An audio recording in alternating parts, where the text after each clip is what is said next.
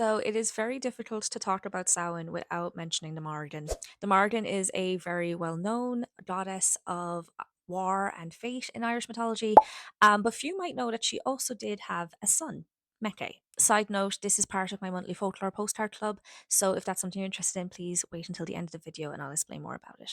So unfortunately for Mecca, he was born with three hearts. Within each heart resided a snake, and it was said that if these snakes were allowed to live, they were going to grow so big that they were going to devour the world. So entered Dean Kecht, the Irish god of healing and medicine, who for some reason takes upon himself to slay Mecca, burn his three hearts, and cast the ashes into the River Barrow, which is the second longest river in Ireland. So, an interesting point about this, and the reason why I chose this as my monthly postcard club this month, is because we never actually get any confirmation about who Mecca's father is, but it is most likely the Dagda. The Dagda was one of the chief gods of the Tuatha Dé Danann. He was a god of fertility, of manliness, and strength, and he also was notably married to the Morrigan, and they supposedly consummated this union every year around Samhain. As mentioned previously, the Dagda was a god of fertility, so it is obviously incredibly unlikely that there wouldn't have been some, you know, byproduct of these unions every single year.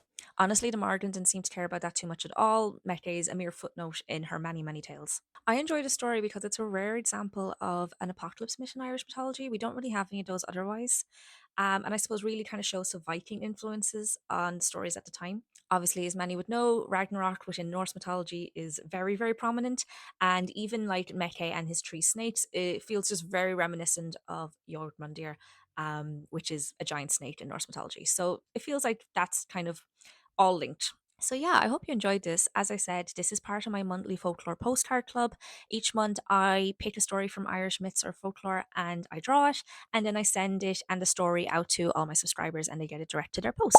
It's a very fun way to learn more about the mythology. If this is something you're interested in, please check out the link in my bio. I make something new every single month and would love to share that with more people.